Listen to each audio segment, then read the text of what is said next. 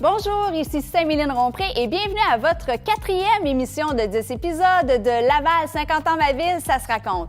Aujourd'hui, on vous racontera la formation de Laval et son peuplement. Éric Rémy reçoit pour nous Marcel Tessier. On vous présente le livre Portrait de famille en images, spectacles et en entrevue avec Madame Leslie Piché. David Jalbert nous fait découvrir un resto fumant de saveurs à Sainte-Rose. Patrick Jacob nous dévoile ses secrets de son entraînement fitness. Nous soulignons l'excellence du tennis 13 qui perdure depuis les années 70. Et gardez votre agenda ouvert car tout au long de l'émission, je vous donne les dates des activités à venir pour le mois d'avril et le mois de mai durant le 50e. Laval 50 ans ma ville, ça se raconte et ça commence maintenant.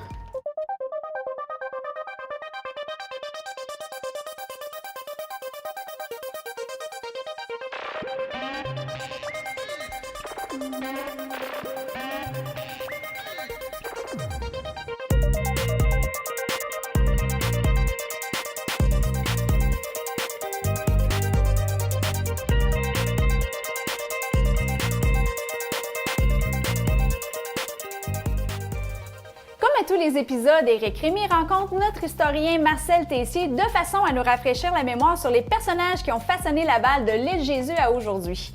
Allons les rejoindre alors que Marcel nous raconte passionnément comme seul lui sait faire la formation de Laval et son peuplement. Cette semaine, avec notre coloré renseigné historien Marcel Tessier, on va retracer le peuplement, si on veut, de ce vaste territoire qu'on appelle maintenant Laval.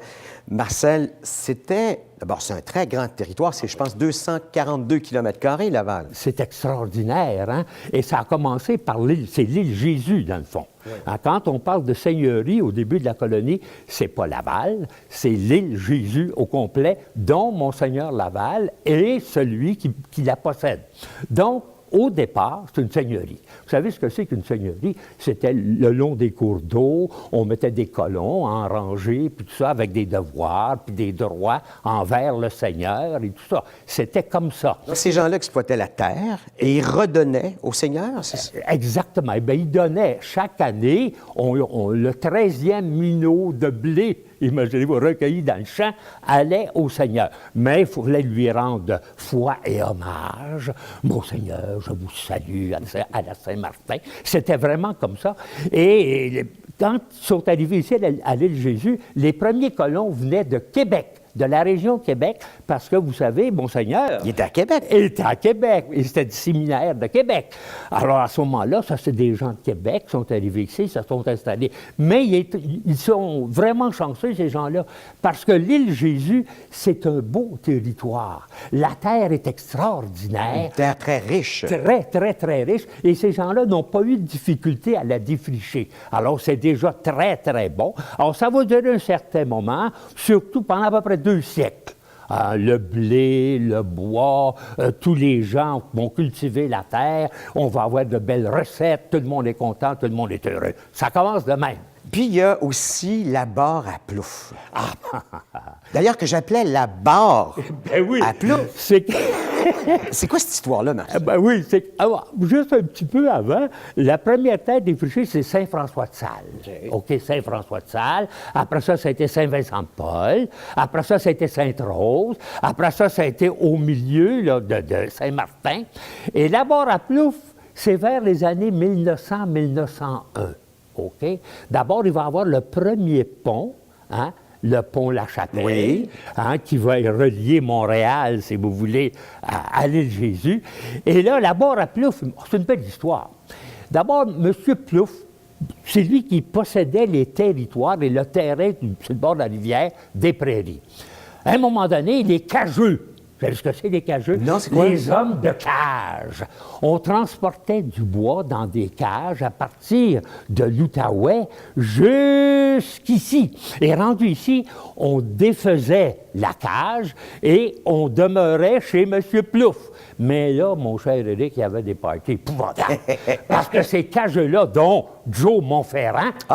OK, oui. Joe Montferrand, qui était l'homme le plus fort chez les Canadiens français dans le temps, il avait même battu les Irlandais sur le pont là, dans l'Outaouais. Et Montferrand, on a vu un film là-dedans, il prenait les Irlandais par les pattes. puis il les envoyait l'autre bord du pont dans l'eau. Ça a été une légende, bien sûr. Donc, lui, il a vécu là un peu, Jules Oui, Montferrand. c'est ça. Et il est venu ici avec ces gens, les cageux, et on appelle ça la barre à Plouffe parce que ces gens-là abordaient chez M. Plouffe. À barre, OK. Ben oui, OK. la barre à Plouffe. Alors, ça a été... Quand on parlait de Saint-Martin, c'est la première paroisse à l'intérieur du territoire. On l'appelle Saint-Martin parce que le propriétaire du terrain était Martin Bergeron. Martin Bergeron. Et là, on va... Et ça aussi, il y a une histoire croustillante avec ça. Il y avait l'église de Sainte-Rose. OK? Sainte-Rose était déjà établie. Et là, à Sainte-Rose, le feu a pris, l'église a brûlé. Et là, Monseigneur Briand, qui était l'évêque de la Nouvelle-France à ce moment-là, voulait que l'église de Sainte-Rose soit placée à tel endroit. Mais les gens de Sainte-Rose ont commencé à dire « ça n'a pas d'allure, Monseigneur Briand, on ne veut pas ça, on veut que ça soit là ». Parce que Briand, autoritaire, hein, ils étaient tous autoritaires, ces gens-là. Alors, il dit « vous voulez pas ça? On va installer une paroisse à Saint-Martin. » OK, au lieu de Sainte-Rose. Ça s'est organisé par après, mais c'est comme ça que l'église de Saint-Martin a été bâtie. Parle-moi de Cartierville et de Viau. Ah, mon Dieu. C'est Cartierville. Quand on parle de Cartierville, c'est le premier pont Persilier-la-Chapelle. C'était un agriculteur. C'est le premier pont qui va relier Montréal à l'île Jésus et qui va donner le chemin, qui va ouvrir le chemin avec le curé, le boulevard Labelle, oui, exactement, vers les Laurentides. Alors, c'est très, très important. Viau, bien, c'est l'autre pont. Un peu plus tard, l'autre, je pense que c'est à peu près une dizaine d'années plus tard, ça appartenait, la terre, à un certain monsieur Viau. Alors, c'est pour ça qu'on a baptisé le pont Viau. Et c'était important pour l'époque. Ça s'en allait vers la Naudière. Parlons du développement, parce que longtemps, ça a été un territoire agricole, ouais. l'île Jésus, et là, il a fallu bâtir, construire des routes et aussi des chemins de fer. C'est ça. À un moment donné, c'est que on est après la Deuxième Guerre mondiale. À Montréal, les propriétés se vendent très cher et les gens commencent à vouloir devenir propriétaires de leur maison. Hein? Et c'est là qu'on s'est enfui de Montréal vers les banlieues. Ça coûtait moins cher. Ça coûtait moins cher. Écoute, les maisons valaient, admettons, aujourd'hui, là, la première maison que j'ai achetée à la Barre-à-Plouffe, c'était 52 000 $. Imagine-toi, ça n'avait pas d'allure. Alors, à ce moment-là, les gens se sont rués vers la banlieue et surtout à Laval. C'est devenu une banlieue de Montréal. Une ville dortoir, de ce qu'on appelle. Une ville dortoir. Et là, il y a eu, bien sûr, Pont-Viau, ça s'est en allé vers le nord avec Auteuil, et puis tout ça. Seulement, imaginez-vous, là, à ce moment-là, la seigneurie avait été vendue et c'est des propriétaires terriens qui arrivaient ici et ils ont vraiment là, agrandi le territoire. Quand on dit Sainte-Rose, à Saint-François-de-Sales, Auteuil, à la Barre-à-Plouffe, alors ça faisait tout un territoire. Ce sont 14 villes qui sont finalement devenues une seule, avec une fusion, non? C'est ça. En 1961, Jean-Noël Lavoie a fusionné Chaumédé, Ville-Renault et puis Saint-Martin. Et en 1965, mais là, ça a été toute une histoire. D'abord, c'est les libéraux qui sont au pouvoir.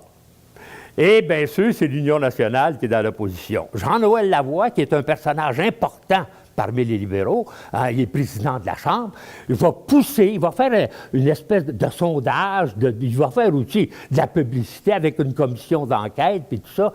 Et là, lui, il va proposer une île, une ville. Fait que ça vient de là. Ça vient de là. Et bien sûr, il va y avoir des petits référendums dans chacune des villes. À Pont-Viau, par exemple, parce que Pont-Viau voulait pas, il voulait garder chacun. On sait pourquoi, des fois, chaque maire... Mais c'est parce que c'était 14 conseils de ville, 14 maires, exactement. 14 administrations. Mais il fallait réunir tout ça, parce qu'à un moment donné, écoute, les écoles, les commissions scolaires, ben, vous savez ça plus que moi, vous connaissez ça, politique. Un peu. Alors, à ce moment-là, on a réuni en 1965, c'est devenu Ville de Laval. Et depuis ce temps-là, écoutez, Ville de Laval, c'est rendu une très grande ville. C'est la 3e au Québec, hein? Quand on parle de son hôpital, tout ça. Et aujourd'hui, Ville de Laval, ce n'est plus la banlieue de Montréal. C'est une ville installée, une ville forte, une ville organisée, une ville avec sa culture et tout ça. Et c'est assez... Je suis content de ça parce que moi, ma première maison, je l'ai achetée ici à Laval. puisque tu es dans l'histoire, Marcel, moi, je vais te ramener à 2014, donc il y a quelques mois à peine. Oui. J'ai fait des recherches. Selon l'Institut de la statistique du Québec, le territoire de Laval comptait en 2014 88 751 maisons, ce qu'on appelle des résidences unifamiliales, 18 517 condos, ce qu'on appelle des copropriétés, 591 roulottes ou maisons mobiles. Ah, mon Et sais-tu qu'il reste encore sur le territoire de Laval 69 chalets? Des chalets encore. Surtout dans la région de Saint-Rose. C'est ça, exactement. Bon, bien, on reprend ça la semaine prochaine, mon Marcel? Ben oui, certainement. Si vous êtes intéressé par l'histoire, sachez que Marcel a écrit plusieurs livres, dont, entre autres, Je me souviens, Marcel Tessier raconte tome 1 et tome 2, et Marcel Tessier raconte notre histoire. Merci, Marcel. Plaisir. À la semaine prochaine.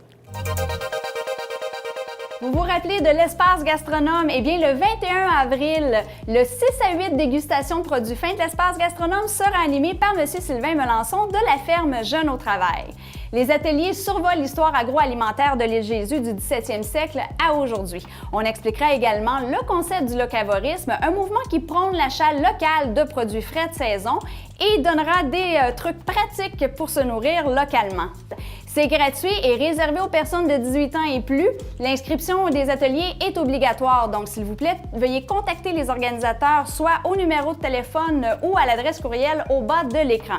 N'oubliez pas, il y a aussi les capsules web de la coop de solidarité de l'Espace Gastronome de Laval où plusieurs producteurs artisans lavallois témoignent de leur aventure culinaire et entrepreneuriale. Elles sont maintenant disponibles à l'adresse suivante, l'espacegastronome.com. Le 25 avril 2015 à 14h, livre Portrait de famille des 50 ans de Laval de la Société littéraire de Laval. Ça sera la présentation du spectacle du Théâtre du Petit Loup qui aura lieu au Théâtre du Bout de l'Île. Au menu durant cet événement, ça sera évidemment la présentation du spectacle et la présentation du livre souvenir du 50 ans de Laval. La mise en scène de la comptine de la page du livre souvenir sera consacrée à Kim Bouliane et à ses petits loups. Ça sera en vente directement sur place au profit du Théâtre du Petit Loup. C'est à ne pas manquer. Le rêve des 16 ans de Laurence. Quand la lune tout au bout se lève, qu'elle baigne le foin odorant, le foin promis aux bêtes. Je me sème des émois paysans, de culture maraîchère, en guise de poème. Je me rêve sur ma terre, fermière, dans ma propre ville, au bout de mon champ. C'était le 29 mars dernier qu'a eu lieu le lancement du livre de la Société littéraire de Laval, Portrait de famille.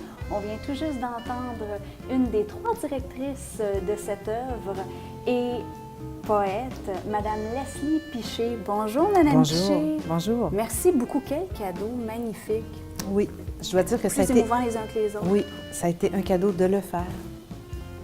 Et ça a parti comment, ça? On a eu cette idée-là, comment pour ce bijou? En fait, ça a commencé... il n'y avait pas de plan directeur au départ, on ne savait pas trop, mais il y avait déjà comme une amorce qui avait été tentée parce que j'étais impliquée dans un projet avec l'école Horizon Jeunesse, qui est une école secondaire très dynamique au niveau des arts. Et j'avais eu la chance de travailler avec une élève du groupe de Chantal Labbé qui faisait partie d'une pièce de théâtre. Et elle faisait un animal, un drôle d'animal. Super, un beau costume. Oui, absolument. Et dans cette production-là, qui parlait de dépotoir, de surconsommation et tout ça, j'ai eu l'occasion, un moment donné, d'en parler avec Béatrice Picard lors d'une rencontre de la Société littéraire. Sommité du théâtre au Québec, c'est pas du temps passant. Oui, absolument. Et elle se voyait très bien lire dans un dépotoir sec parmi tous ces animaux fantasmatiques de la pièce de théâtre. Quelle grande dame. Donc, en se mettant à réfléchir ensemble, on a aussi mis à parler, et puis de fil en aiguille, quand est arrivée la proposition de Ville de Laval, d'appel à projet et tout ça, la Société littéraire s'est dit, on aurait probablement quelque chose d'intéressant à faire avec ça. Parce qu'on tient à souligner, pour les gens qui ne le savent pas, que c'est 25 célébrités qui sont jumelées à 25 citoyens de souche de Laval ou immigrants, Oui. œuvrant dans différents domaines. Absolument. Absolument. et les combinaisons sont heureuses. Vraiment, il y a une histoire. Chacun a leur histoire. Oui. Et ils nous racontent au travers les yeux des poètes qui les écrivent. Oui. Laval d'aujourd'hui, donc c'est très contemporain. C'est le Laval actuel maintenant. Quel est le portrait que l'on peut faire de Laval? À quoi ça ressemble, Laval? Bien, il y a une répartition de gens plus âgés, de professionnels. On a beaucoup, entre autres, d'infirmiers et d'infirmières à Laval. On est très solide au niveau de la santé. On a des gens qui ont des pensées très originales pour, justement, manifester puis soutenir toute la question de la santé. Et ce qu'il y a de merveilleux à Laval, je pense à Laurence, par exemple, avec la terre paternelle et tout. Bien, moi, on m'a déjà demandé pourquoi tu es fière d'être lavalloise? Je dis parce que c'est extraordinaire. À 5 minutes de chez moi, je peux aller cueillir des fraises dans le champ. Je peux aller sur le bord de la rivière observer les oiseaux. Je peux aller faire du kayak, du canot. Et j'ai quand même le centre d'achat, j'ai quand même plusieurs sorties, plusieurs entrées pour entrer chez moi sur mon île. On a le côté rural et cosmopolitain Oui. à portée de la main, vraiment. Absolument. On peut faire le tour du monde. Je le dis tellement souvent dans notre 50e on peut faire le tour du monde juste en changeant de coin de rue, tout Oui, simplement, oui. parce que c'est vraiment Oui. ce qu'on a comme cadeau. Oui. Donc, oui. c'est le temps d'être fier et c'est ce que vous démontrez justement dans Ah oui, le... oui, oui. Ah oui. On a vraiment l'impression que c'est le portrait de famille de Laval actuel. Ça nous coûte combien si on veut s'en procurer un? 15 15 15 c'est vraiment pas cher. C'est vraiment le fun. C'est à se procurer. Portrait de famille, les 50 ans de Laval et à la Société littéraire de Laval. Vous avez l'adresse courriel et aussi le numéro de téléphone au bas de l'écran. Madame Leslie Piché, ça a été un honneur. Merci beaucoup. Bien, merci. Quel beau cadeau. Merci beaucoup. Au plaisir. Des larmes ruisselant douces le long des joues, des rires sanglotés dans le fracas. Le 26 avril 2015, de 14h à 17h25, c'est le spectacle gratuit tant attendu, Un arbre pour tous avec les Cowboys fringants. Au Centre de la nature, à l'occasion du 50e anniversaire de la ville de Laval et de la semaine lavalloise de la terre. Les Cowboys fringants et leurs invités Dumas et Karim Ouellette. Suivez-les sur les médias sociaux, vous avez les hashtags qui suivent pour les suivre. La Corporation pour la mise en valeur du bois de l'Équerre vous invite au lancement du projet Une balade magique en forêt, le lundi 27 avril prochain à 10h. Lors du lancement, un extrait de cette animation théâtrale vous sera présenté par les comédiens au Parc du bois de l'Équerre. En cas de pluie, le lancement aura lieu au centre Le Sorbier. Prière de confirmer votre présence avant le 22 avril en indiquant votre nom et numéro de téléphone à Madame Louise Overy. L'adresse apparaît au bas de l'écran. Les présentations seront offertes du 3 mai au 30 août, les dimanches aux 2 semaines de 13h et à 15h. La nature et théâtre sur le site du Bois de l'Équerre, une balade en forêt sous la forme d'une animation théâtrale d'1 heure. En collaboration avec le Centre des artistes et Marc-André Brunet à la scénarisation et à la mise en scène.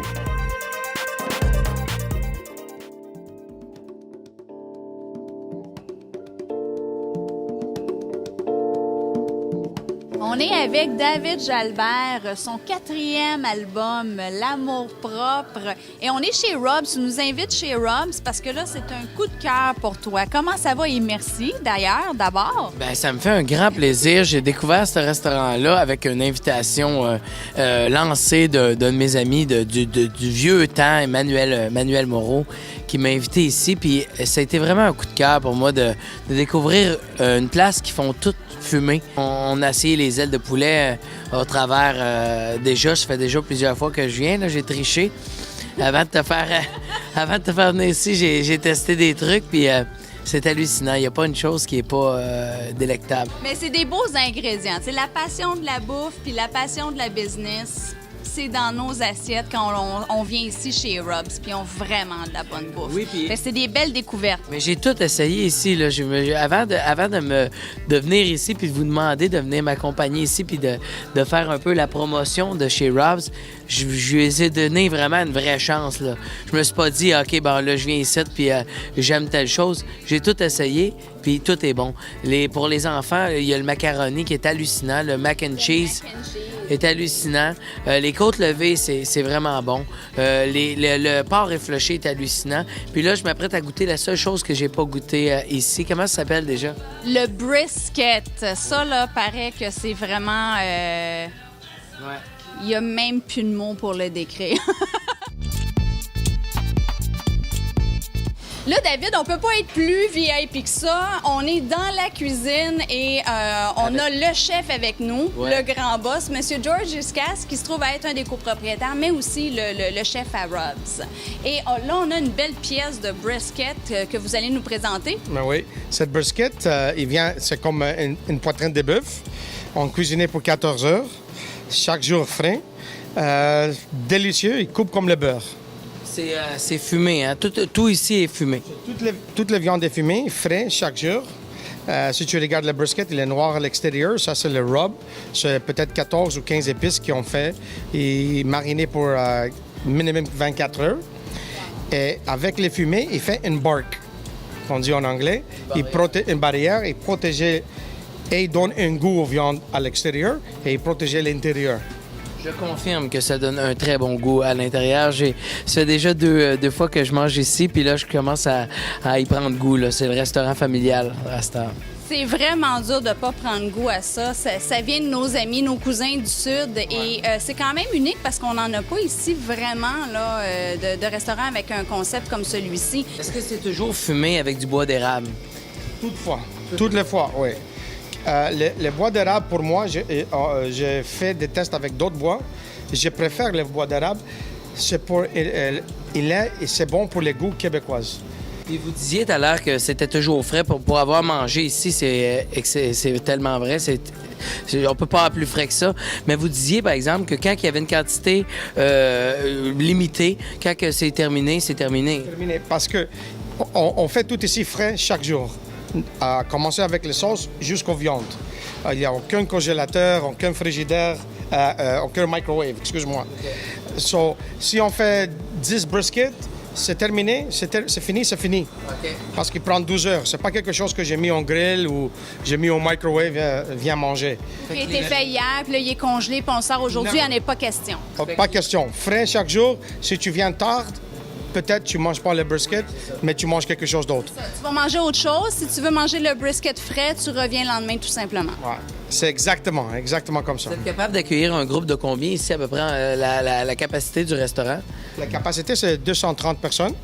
Dans l'été, on en a 76 dans la terrasse, presque 300 personnes. Ça, c'est la bonne bouffe, la bonne musique, une belle ambiance entre amis, super décontractée, avec de la bouffe toujours fraîche.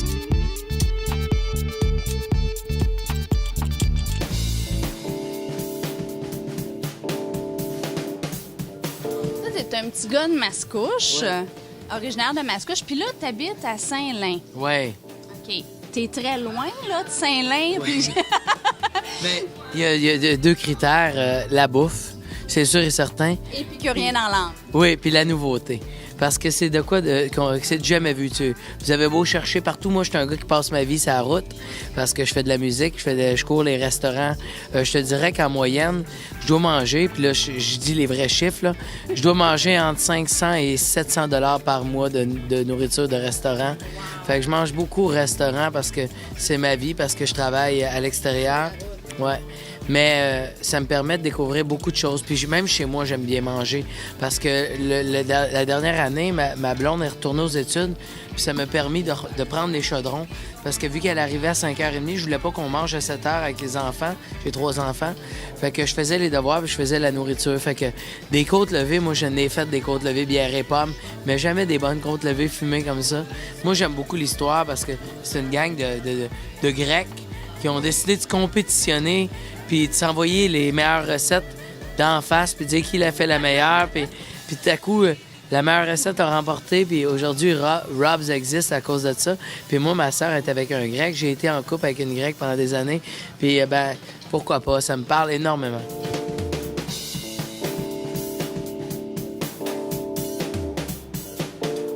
Là, t'es à ton quatrième album, ton petit bébé, le tout nouveau.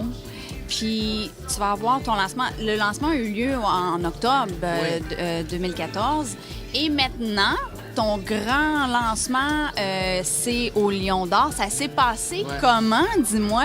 Ben, c'est exceptionnel. Écoute, j'ai chanceux parce que moi, j'ai un public qui chante toutes les chansons, même parce que je peux pas jouer juste le dernier album. Je joue des vieilles chansons, je joue des chansons du dernier, puis je joue même des chansons qui sont pas sorties encore. Parce que j'aime casser devant un public des chansons que les gens vont découvrir. Puis là, c'était le moment idéal pour présenter ça. Ce serait quoi, d'après toi, là, tes coups de cœur? Moi, je le sais, c'est quoi les miens. Tes coups de cœur à toi de ton album, c'est lesquels? Ben moi, officiellement, c'est sûr, c'est de l'amour propre parce que cet album-ci, c'était un album que je voulais ramener un peu plus unisexe. Le troisième album, je l'avais senti plus fille. J'haïs pas ça, j'étais content. Ça a fait une belle tournée de spectacle. Il y avait beaucoup de filles dans mes shows. Mais je m'ennuyais des gars un peu. Fait que je l'ai fait un petit brin plus poilu. Puis ça se ressent, mes chansons préférées sont là. Qu'est-ce qui s'en vient pour toi? Parce que là, tu as un quatrième album. Le troisième album a été en nomination à la disque. Le deuxième aussi l'avait été. On s'en va où, là, pour toi? Bien, c'est le fun parce qu'après 4 albums, on peut aller vers des directions qu'on s'est jamais permis d'aller parce qu'on a eu un public qui nous a épaulés là-dedans, qui nous a dit, nous autres, on va te suivre dans ta folie. Mais c'est sûr que ma grande passion, moi, ça se passe sur scène.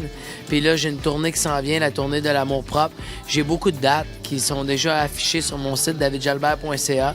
Puis il va y en avoir d'autres qui vont s'ajouter parce que j'ai la piqûre. Je pense qu'on a livré la marchandise depuis quelques années dans les salles de spectacle.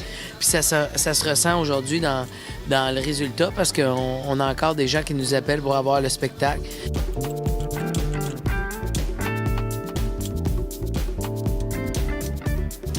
On est au Rubs avec un des 5 cofondateurs du Rubs, Tony Manarolis. Ça va bien, Tony? Très bien, Samy, ça va? Ça va super bien. On est derrière toi, la superbe machine de fumoir. Oui, notre gros bébé. Le gros bébé qui produit tout. Et ça a commencé, cette aventure-là débute vraiment, c'est des amis ensemble dans le jardin qui décident de faire des barbecues de fin de semaine. Oui, des parties, des barbecues d'été, là, spécialement les fins de semaine, c'est ça. Alors, on remonte là, à 2011. Puis, c'était les deux George, deux de mes partenaires, qui, ça, c'est nos maîtres cuisiniers, pitmaster, tout le kit. Puis, à la place de faire des choses habituelles, ils ont décidé d'essayer du barbecue comme au sud des États-Unis. Et ils se sont construits un petit smoker dans la cour arrière et ils faisaient des tests et des tests. Et ils aiment bien cuisiner, alors ils faisaient des tests, ils essayaient leurs propres recettes, découvraient des nouvelles affaires. Et finalement, quand ils faisaient leur barbecue l'été, on se ramassait tous, puis... Les autres, nous sommes les goûteurs. À part tout le monde qui se ramassait sur ça. Les 3 autres partenaires, vous goûtiez qu'est-ce que les 2 chefs cuisinaient? Nous, on était parmi plusieurs qui goûtaient, mais nous, on était les 3 plus passionnés qui insistaient qu'il faut ouvrir un resto, il faut ouvrir un resto. Puis finalement, ben, on dit OK, on y va, puis nous voilà quelques années plus tard. Je pense que la chose la plus unique que nous avons, que personne d'autre a, ça doit être la poitrine de bœuf, le fameux brisket, comme c'est connu. Ça, c'est vraiment pas... Il y a nulle part à Montréal que tu vas trouver du brisket comme ça, ou du brisket tout court, fumé à ce style-là. Le porc effiloché, on a gagné un prix en 2013 pour meilleur porc effiloché au Québec. Les côtes de porc Saint-Louis, c'est pas comme des côtes de porc ailleurs. Nous, on a des grosses côtes de porc, sont vraiment juteuses. Notre sauce spéciale barbecue, toutes nos épices, nos rubs, comme on dit, que nous avons, que George puis George ont fabriqué eux-mêmes. C'est pas des recettes qu'on a prises sur Internet puis that's it. Tout a été refait ici. Aussi avec un peu plus la palette, on va dire, du consommateur québécois.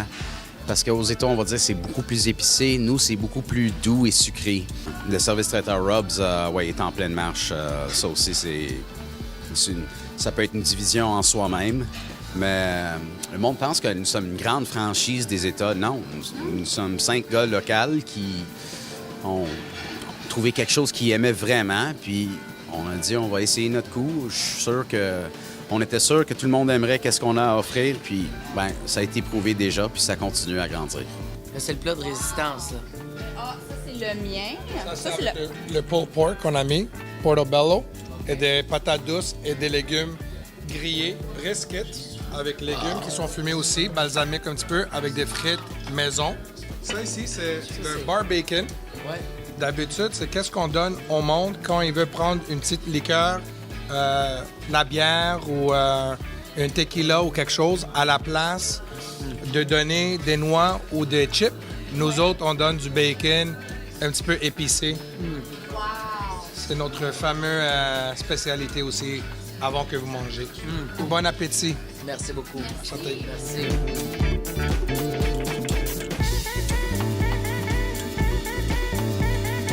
Je te remercie beaucoup d'être la personne que tu es. Tu es vraiment une belle découverte parce que je connaissais le chanteur, l'artiste, le musicien. Et maintenant, j'ai connu l'homme et c'est vraiment, tu es une personne extraordinaire. Merci de la personne que tu es. Je te renvoie l'appareil. C'est vraiment une belle rencontre. Merci.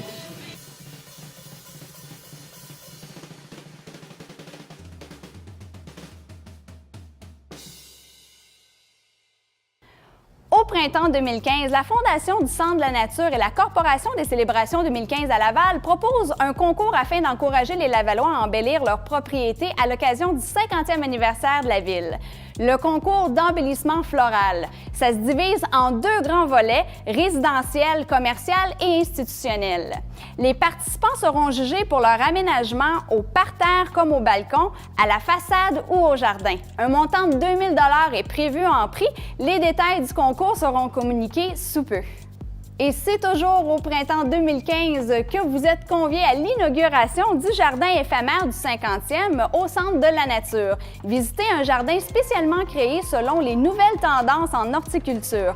De plus, le Centre de la Nature célébrera son 45e anniversaire en 2015. Donc, dans le but d'actualiser, moderniser et de rendre les jardins les plus accessibles, certaines plates-bandes seront modifiées en créant un jardin alpin. Utilisant des bacs de pierre et en métaux pour y ajouter une touche contemporaine. C'est à voir.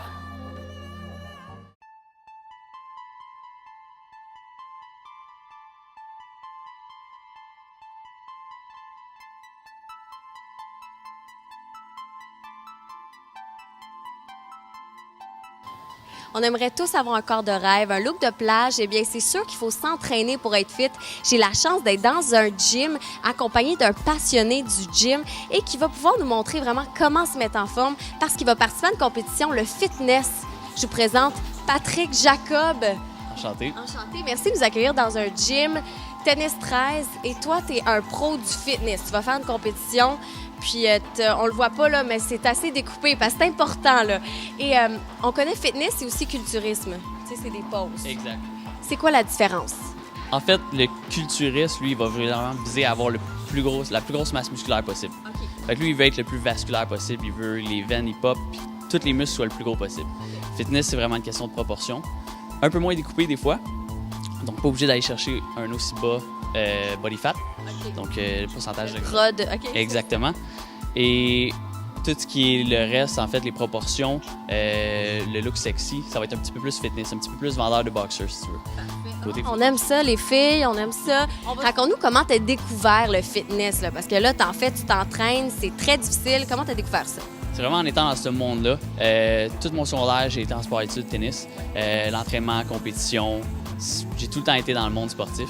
Après, quand j'ai voulu arrêter la compétition de tennis, j'ai commencé à m'entraîner pour le look, me mettre en forme. Je me suis tenu dans ces mondes-là aussi. On a été voir les compétitions, le monde avec qui je me suis entraîné, le monde qui m'ont aidé dans ce monde-là. On s'est tout le temps vraiment tenus ensemble, là. Fait que c'est vraiment un monde qu'on découvre avec ça, puis ça devient une motivation. On veut vouloir... Encore avoir un corps encore plus fit. Mais Exactement. on se te le dit parce que c'est difficile. Il faut que tu t'entraînes des mois de préparation pour une journée de compétition pour avoir un corps de fou, on va se le dire, un corps de plage. Comment tu fais? En fait, c'est vraiment un sport de préparation.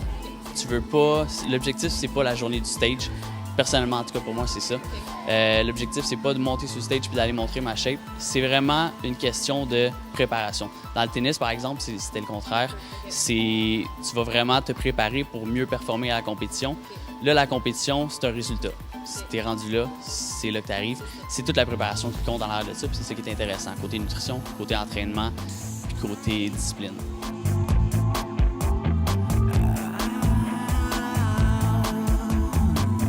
Est-ce que tu pourrais nous montrer un petit truc pour moi et à la maison, on essaye de faire du fitness? Un type d'entraînement, aucun problème, un exercice. C'est un exercice que je fais dans mon entraînement de dos. Ça va aller chercher un peu le dos, un peu le biceps, puis un peu le trapèze. Ce qui est important, c'est principalement la forme. Je dirais que quand je m'entraîne, il faut que j'aille déchirer le muscle. C'est bon, déchirer le muscle, ça sonne négatif. Non, c'est ça qui fait le grossir. C'est ce qui fait que tu le travailles. C'est pas un entraînement d'homme fort. Fait que le but, c'est pas de mettre le plus lourd possible. Moi, mon objectif, c'est vraiment d'aller mieux déchirer. La forme est très importante par rapport au poids. Le poids est moins important. C'est vraiment juste que je le sente bien. C'est bon, on a hâte de voir comment tu déchires tes muscles.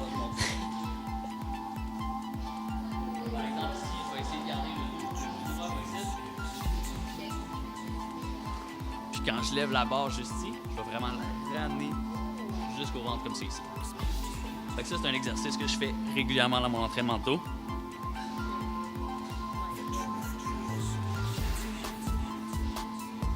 C'est vrai que ça force de partout. Tu vas me guider pour que je l'essaye, on s'entend. Puis j'ai un format plus mini.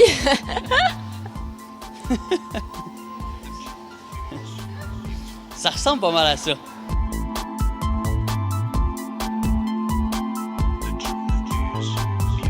Et comment ça marche quand tu t'entraînes ici pour faire du fitness? Il faut que tu aies un pourcentage de gras, le muscle. Comment ça fonctionne? Éclaircis-nous un peu. Là. En fait, c'est juste une question d'objectif. Quand tu arrives sur le stage, tu veux être à un certain pourcentage de gras. Okay. Fait que ça veut dire que... Combien? Ça dépend de la catégorie que tu vas être. Si tu es dans le bodybuilding, ça va plus ressembler à du 3-4 normalement. Okay. En norme, 3-4 %, c'est très bas. Tu veux vraiment être le plus gros possible. Chaque muscle est le plus gros, qui paraît le plus, qui est plus vasculaire. Il faut que les veines y sortent. Tandis que dans le fitness, ça va plus ressembler à du 6 normalement. Ça peut être plus bas, ça peut ressembler à 6.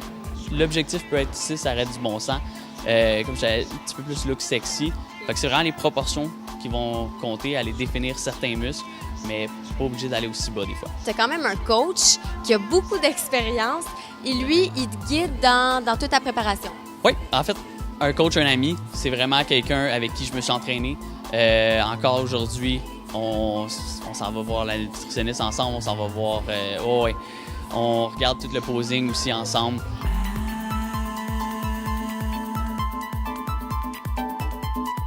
Qu'est-ce que tu trouves le plus difficile? L'alimentation. L'alimentation, l'entraînement, ça fait partie de mon style de vie. Ça fait longtemps que je le fais. Ça change beaucoup. On augmente un petit peu différentes manières de s'entraîner. On va varier ça aussi beaucoup. Mais l'alimentation, c'est la chose la plus difficile, là, de rester stable. Puis ton plus grand sacrifice? C'est sûr que c'est les sorties en ce moment. Les sorties. Tu peux pas sortir du tout?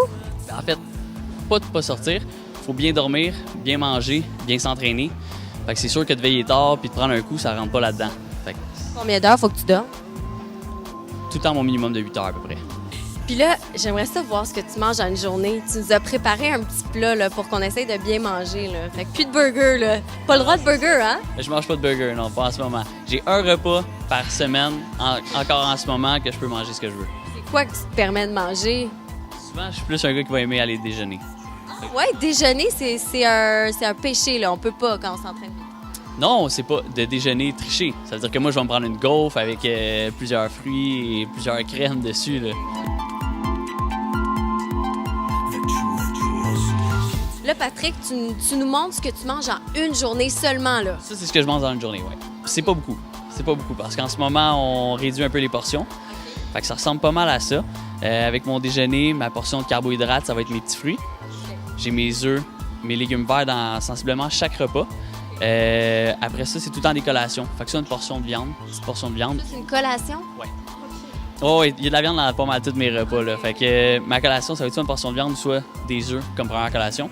C'est vraiment impressionnant à quel point tout est calculé. Puis, qu'est-ce qui te motive à calculer autant? Tu sais, des fois, tu dois avoir faim. T'as pas des fois un petit sentiment, là?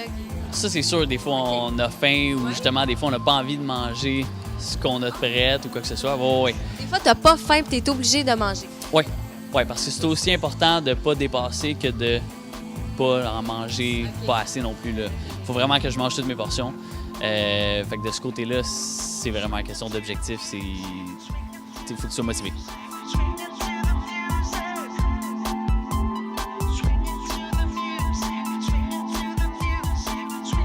Tu vas me montrer toutes les installations, puis je vais faire tous tes exercices avec toi.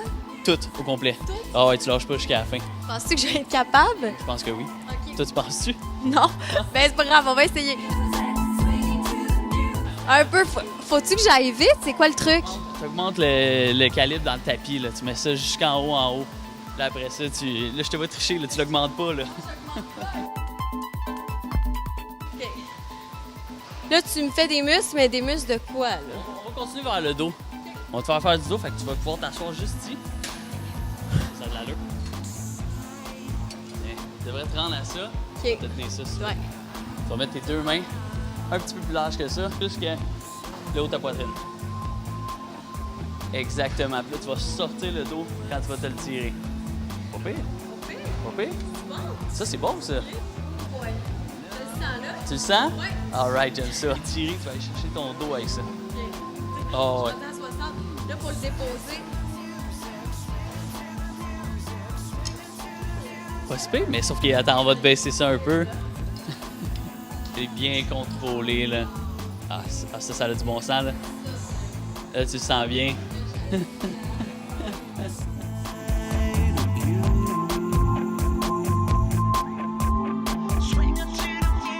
Merci beaucoup, Patrick.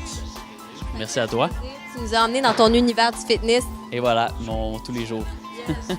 Merci.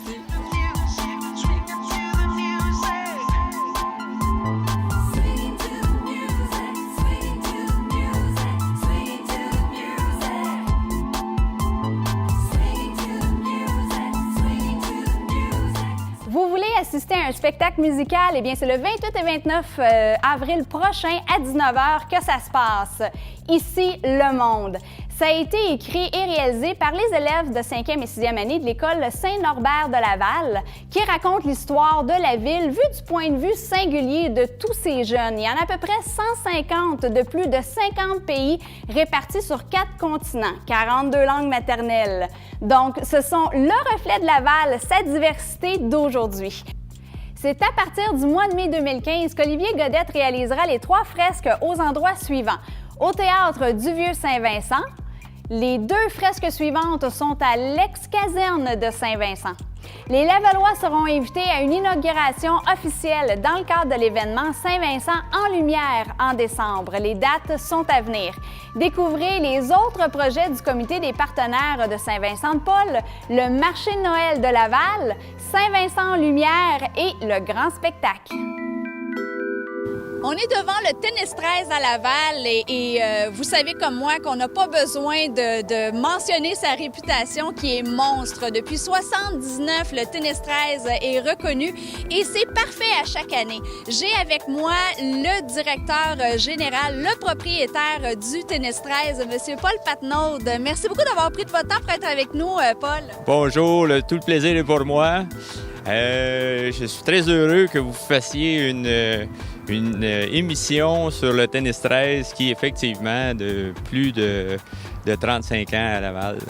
C'est génial. Et la bâtisse, c'était pas du tout ce qu'on voit là. Là, maintenant, on voit aujourd'hui, mais c'était pas comme ça l'entrée avant. Bon, l'entrée était différente. Il y avait comme un toit à 45 degrés qui rentrait. Et cette bâtisse-là, qu'on voit la brique noire, n'existait pas du tout. Elle a été construite dernièrement, il y a 2-3 ans, qu'on a agrandi le Tennis 13. Et les services du Tennis 13 ont commencé seulement au niveau tennis et racquetball?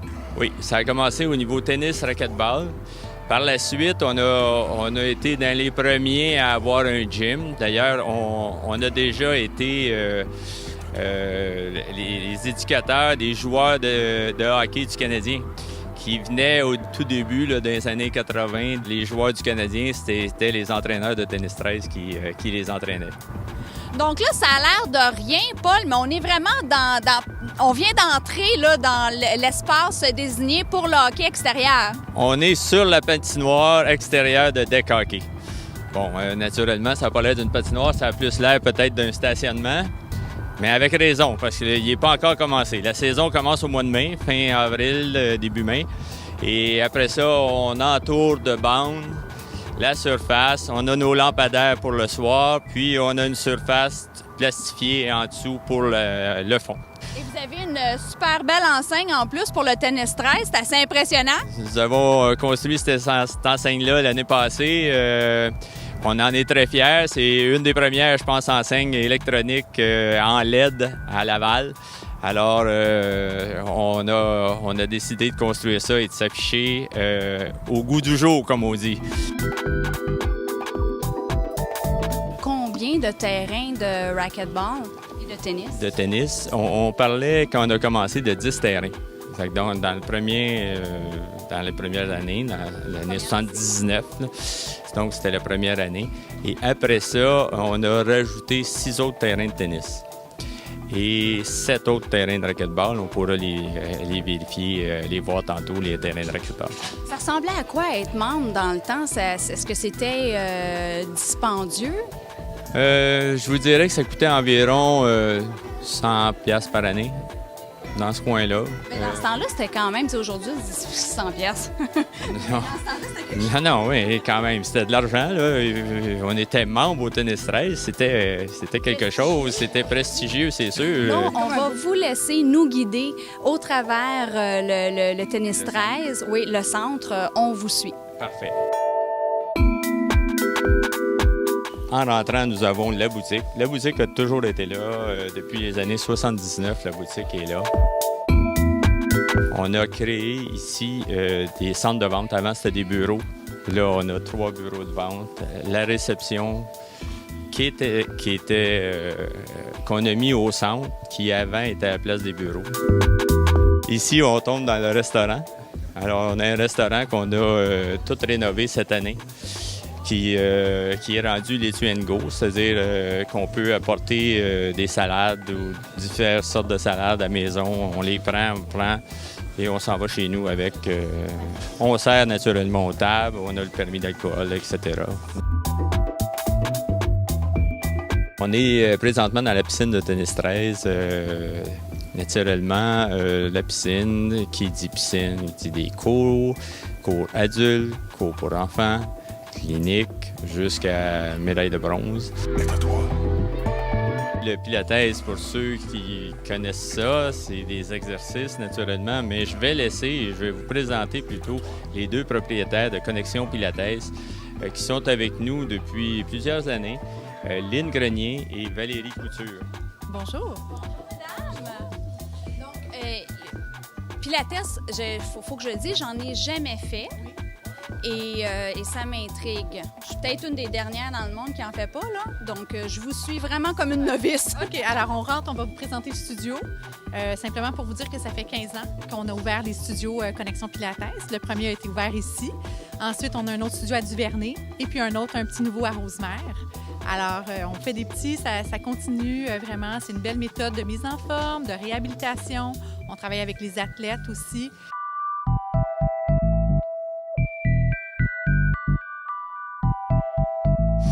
À plusieurs reprises. Je pense que c'est des métamorphoses du gym. On a construit en premier un H.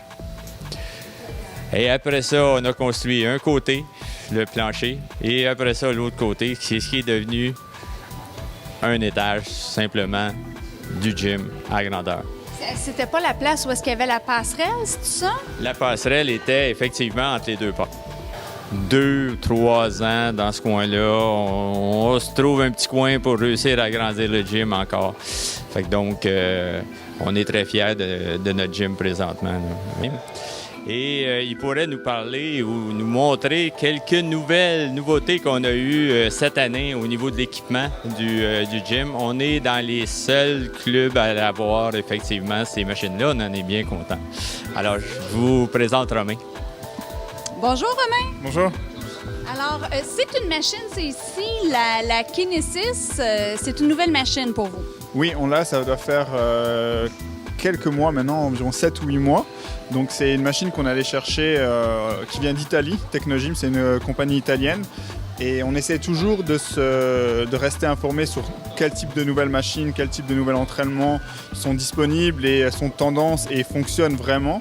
Et en fonction de ça, on renouvelle notre parc tous les 1, 2, 3 ans au niveau du cardio et au niveau des machines qu'on a sur le plancher aussi. On se garde à l'affût des tendances, on rajoute des appareils, formation de nos entraîneurs toujours à la fine pointe. Fait qu'on se tient vraiment up-to-date. On ne peut pas être plus up-to-date que Tennis 13. Là, on va se diriger vers la salle de spinning. Donc, on a notre salle de spinning. J'espère qu'il n'y a pas de spinning, sinon, on ne s'entendra pas parler, c'est sûr. Habituellement, la musique est un peu forte dans la salle de spinning. On a une salle de spinning conventionnelle, 25 vélos, avec des entraîneurs. On a une cédule de spinning quand même assez impressionnante avec 3-4 classes par jour, une le midi, 2 le soir ou 3 le soir, etc. La fin de semaine, pareil. Donc, on a un éventail très large pour l'horaire de spinning. Là, mais on est rendu maintenant dans la section racquetball, volleyball et squash. Alors,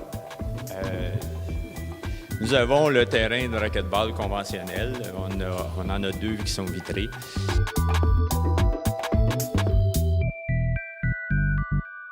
Comme s'il n'y avait pas assez de services au Tennis 13, on a même le golf maintenant. On a même le golf durant l'hiver. De janvier à environ mai, on peut pratiquer son sport, si c'est le golf, à l'intérieur, au Tennis 13, au chaud, naturellement. Donc, nous avons 8 terrains de badminton, ligue, etc. Les gens de badminton peuvent venir jouer au Tennis 13.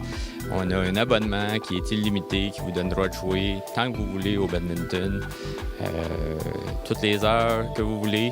On est ouvert naturellement de 6 heures le matin à minuit le soir, tous les soirs. Je veux vous présenter M. Waxman. C'est un phénomène au Tennis 13. C'est nettement notre plus vieux membre. Je veux pas le taquiner en disant ça, mais c'est notre plus vieux membre, mais sûrement le plus en forme que je connaisse. Et c'est incroyable, j'en fais pas autant moi-même. Good day, Mr. Waxman. How are you doing? Oh, I'm doing well. I enjoy coming to Tennis 13. I've been a member here for many, many years. And I just come here to play tennis regularly. Well, I do the gym 3 times a week, and I get on the tennis court twice a week. God bless you. You're such a good example that if you actually just get up and do it, well, you're actually going to do it. It's part of the routine. It's a habit I formed many years ago, and I can't stop. You know, that's what I do.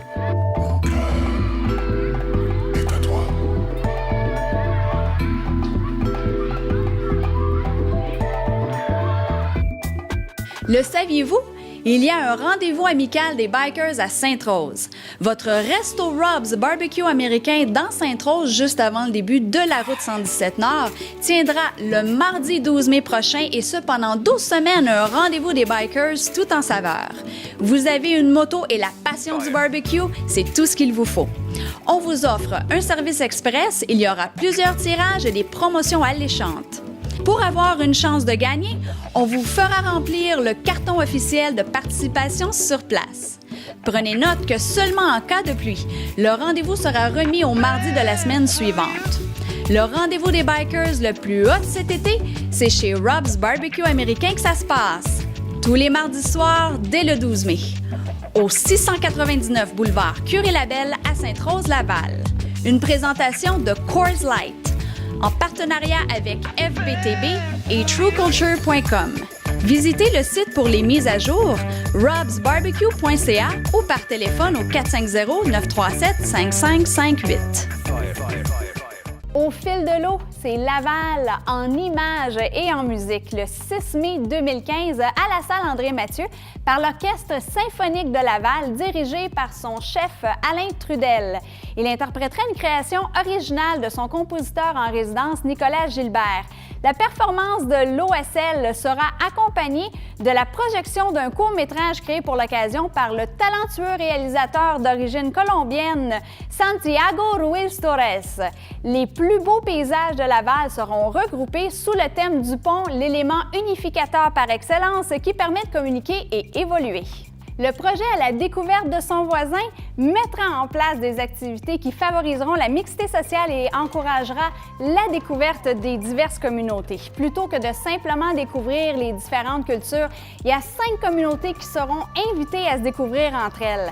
Chaque dernier samedi du mois, pendant toute une journée, chacune des communautés ciblées présentera ses danses et offrira des dégustations de ses plats traditionnels. Un documentaire sera réalisé à la suite de ces 5 journées toutes spéciales et la diffusion est prévue au mois d'octobre. Donc, les heures et les dates sont au bas de l'écran. C'est un rendez-vous. La Ville de Laval et les Caisses des Jardins présentent cette année la 31e édition du Gala des prix OSEA en hommage aux bénévoles. Ça se tiendra le 12 mai prochain à 19h30 à la salle André-Mathieu. La soirée viendra coiffer de façon exceptionnelle la semaine de l'Action bénévole qui souligne la contribution des milliers de bénévoles lavallois au sein de leur communauté. Un gala digne de ce nom, tapis vert, invités vedettes, prises de photos et entrevues exclusives avec les lauréats. Toute une soirée en perspective. Du 29 au 31 mai au Centropolis, c'est le week-end le plus chaud de l'année. La populaire fête des Pompiers de Laval est de retour pour cette édition du 50e. C'est un week-end pour toute la famille qui offrira aux enfants de tous âges des spectacles, des amuseurs publics et des jeux gonflables. Une exposition de camions antiques, la parade des pompiers, la course des pompiers tant qu'à elle, ainsi que de précieux conseils en prévention d'incendie. Enfin, le demi-marathon de Laval présenté par Pomerleau. Le parcours de 21,1 km traversera certains endroits emblématiques de la ville pour se terminer de façon festive en plein cœur de la grande fête des pompiers à Centropolis. Vous relevez le défi avec des milliers d'autres coureurs. Le départ du demi-marathon aura lieu à l'église Saint-Vincent-de-Paul, l'adresse au bas de l'écran. C'est déjà le temps de nous quitter. Merci à tous nos invités collaborateurs et à vous d'avoir été des nôtres pour la 4e de cette nouvelle émission À votre image. Laval 50 ans ma ville, ça se raconte. Je vous donne rendez-vous pour notre prochain épisode le 24 mai et pour être sûr de ne rien manquer, cette émission sera en rappel d'ici là 4 fois semaine et disponible sur nos réseaux sociaux de TV Laval au bas de l'écran. Laval, c'est à ton tour. D'ici là, je vous envoie le plein d'énergie positive et c'est votre hôte, Saint-Méline Rompré.